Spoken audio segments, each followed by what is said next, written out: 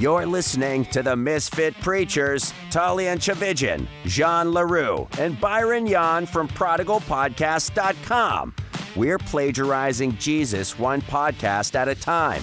Now, here are the Misfits. This is Misfit Preachers. We're having a very serious discussion here, and it's a heavy discussion. We want to do part 2 on how does grace work in the midst of a divorce. And we touched on something, and Tullian, you said something that, if I'm honest with you, is very difficult for me to get my head around. It'd be very difficult for anyone else to get their head around if they lose their relationship with their children in this.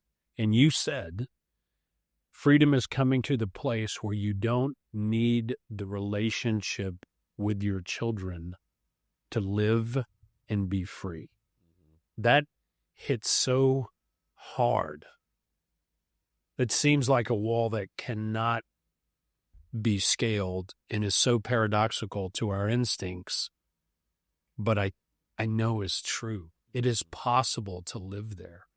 So we want to address, and then I'll toss it to you guys, the individual husband or wife, because I know a wife in this context who has no contact with her children as a result of a divorce as well. Mm-hmm. How do parents of children who have lost contact with them because of something they did or a divorce, how do they find this life that's being described? As a pastor, I see this and encounter this all the time with people at the sanctuary, men and women. Older men, older women who haven't had contact with their kids in decades because the woman left their father or the man left their mother.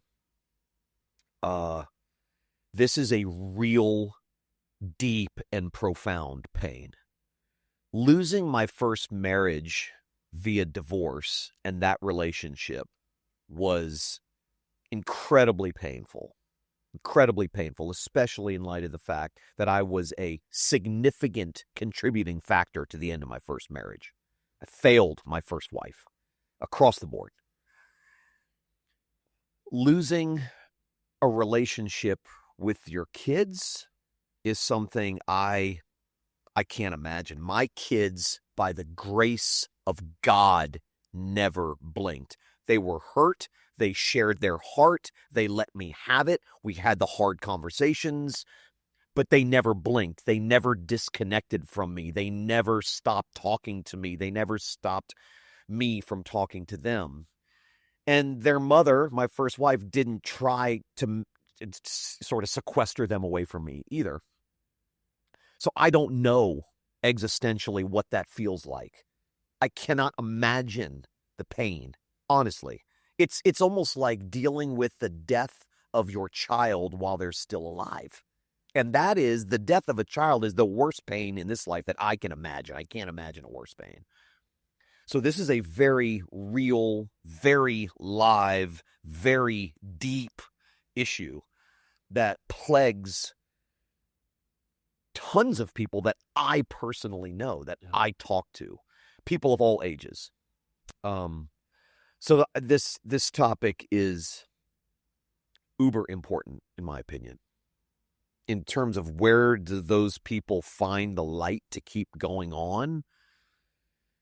I mean, it's different for everybody, I would suppose, but I think the statement I made in the previous episode that you alluded to stands, which is, it is possible, because I've seen it happen with people that I know.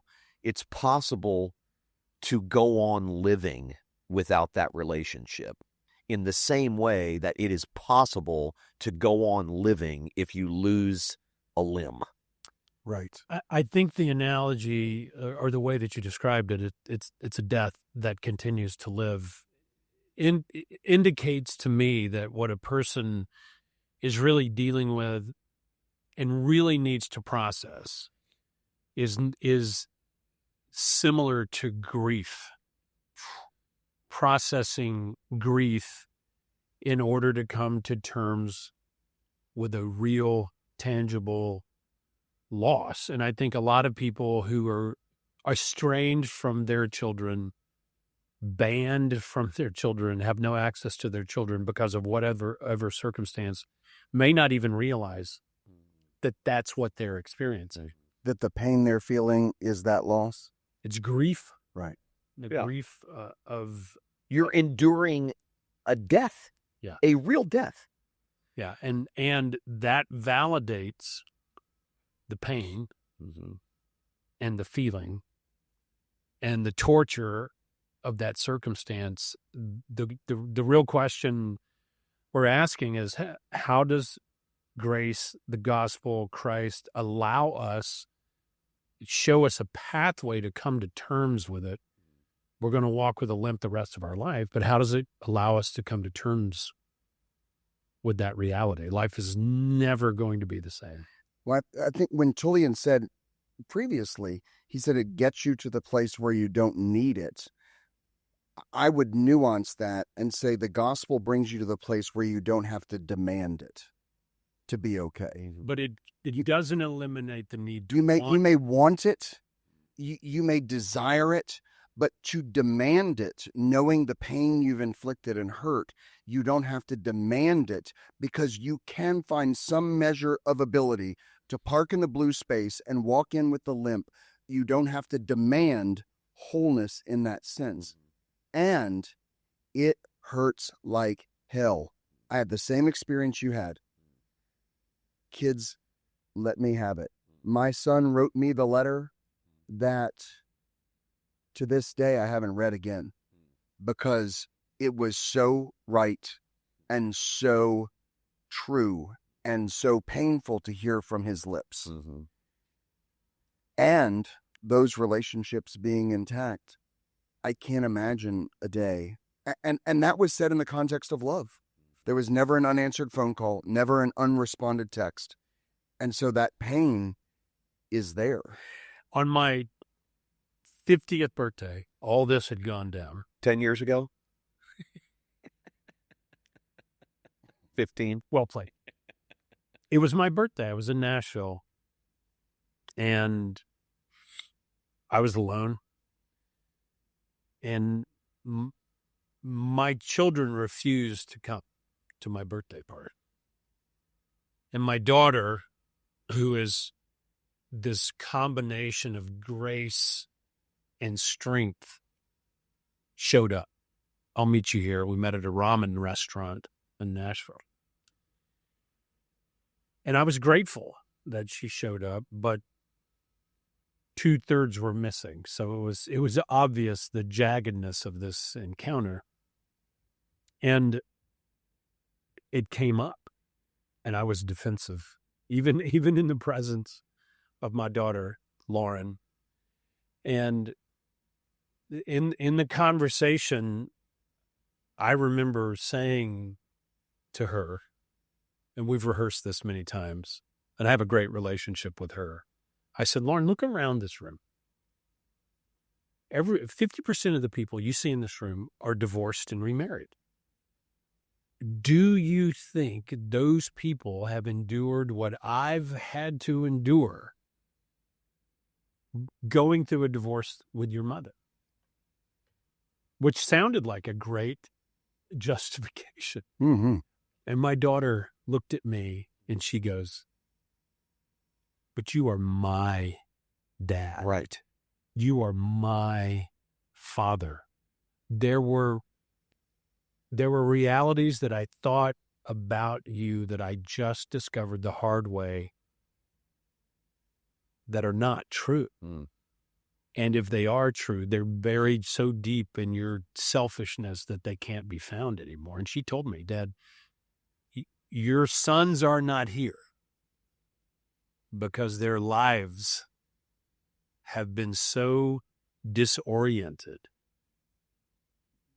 by your choices.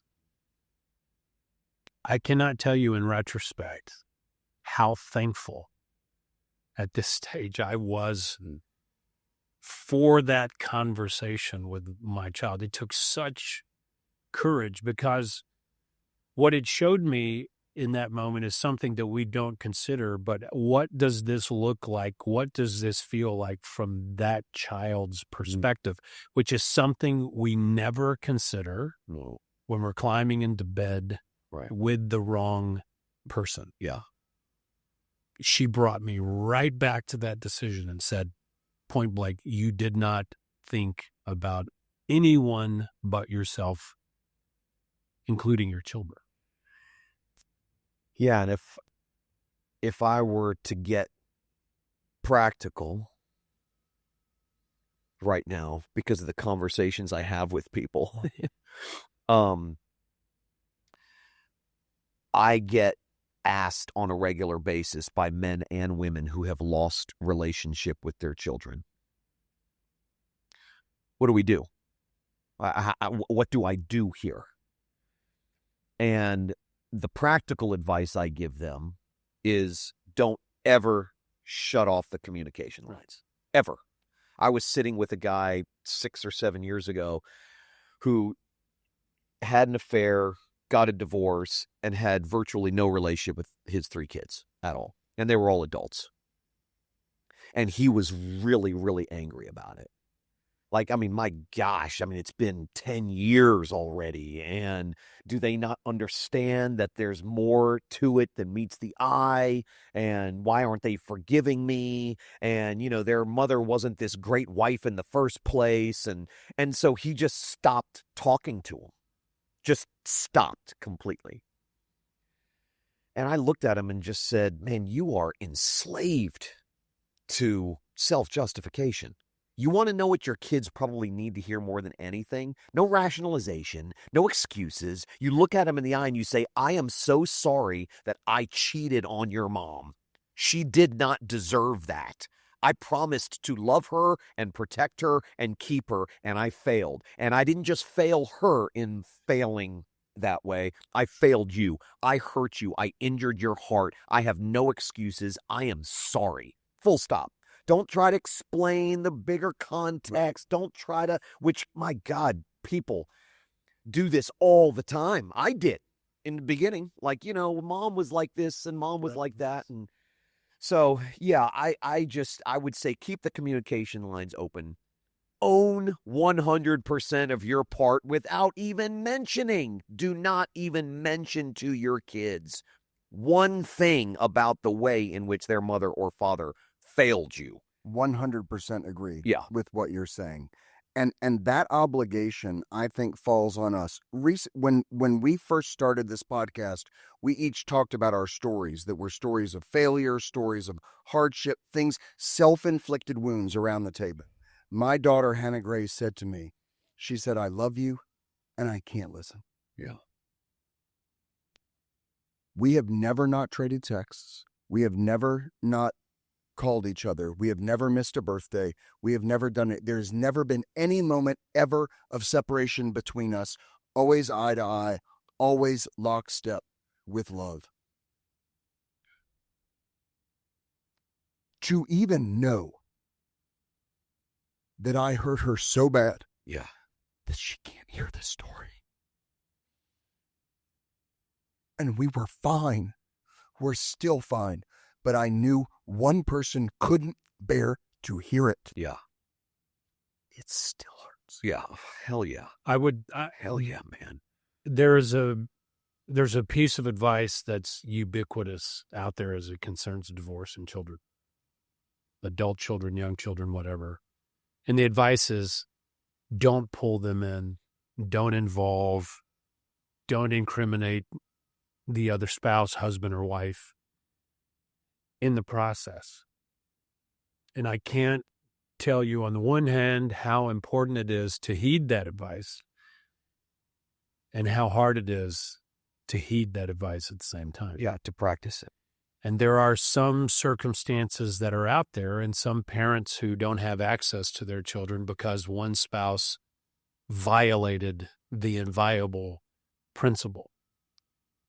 And I can say to the husband or the wife that is engaged in that, the long-term fallout of that is not worth the current victory you feel in it. It is just not worth it. No. When my biological parents divorced when I was 3, my biological father drove from Texas about 6 months later to where I was living in Jackson and wanted to see me. And I have this image in my head when I'm about 3.5, 4 years old, of policemen in yellow raincoats in my living room and my biological father standing there. They escorted him out, basically drove him to the edge of town. I found out later that my adoptive father, Victor, cut a check to my biological father and said, Get out of town. never come back. And he was gone. I grew up thinking that the reason that my biological father never communicated with me is because he didn't love me and he was an asshole. That wasn't the case at all. He had been shut out from his 2 children, shut out, forcibly, legally. Years later, when I went through briefly the same experience, the instantaneous sensation was sympathy for him. Sure. I saw him in a completely different context.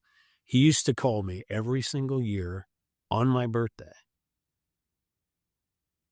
sobbing, and offering all of these regrets. I didn't really understand what was happening, but my perception of him flipped so greatly, and I came to the realization that divorces don't happen because one person does one thing. And from the vantage point of the kids who are disappointed, that was Jenna's thing. She was 13 when Kim and I got divorced. And because of the circumstances of infidelity surrounding our divorce, when I asked her, what was the hardest part about that for you? She's 23 now. And she will still say to this day, I thought my mom and dad were one thing, and they turned out to be another thing. And it was like I was living amongst strangers who happened to be my parents. The pain is deep. It is real. And when I talk to parents whose children haven't talked to them because of divorce for many years, in some cases, I'll say, give it time. Keep the communication lines open. Give it time. That relationship may be restored. It may not be restored in this life. It will be restored one day, but that's not a promise reserved for this world, but for the next. But what I've seen time and time again is when the kids, like you just described, go through something in their life as they get older, when the complexity of life and the dysfunction of their own hearts begin to express themselves in a marriage context, maybe one day they will have a child who goes off the deep end and doesn't talk to them. Right. That's right. All of a sudden light bulbs start to go off. So it may take decades for their perspective on you to change. But life has a way of showing us that we are all basically the same. Yeah, and I would say with regard to pulling the kids in to this conversation, maligning the character of parents, that's a sprint. Yeah. Life is a marathon. And eventually children come to the realization that people are human, things happen, and in a broad way, no one's really to blame. And then they will end up resenting the spouse that bad talks the other spouse. They will, as they get older, they'll be like, you just said, they will end up, I've seen it time and time again, they might side with the spouse that's spinning the narrative, but they will end up siding with the spouse who refuses to say a negative word about their mother or father. Yeah. It's what you always say. You drink the poison expecting it to kill the other person. Exactly. And it's killing you. I sat with a guy one time who was talking about trying to reconnect with his children after this exact same kind of scenario. And he said to me, I just think it's too late. And I said, you just wrote the first sentence of your letter. This letter is too late. Because where grace really comes home in this, it allows us to stand there, like you said, and say, I did it.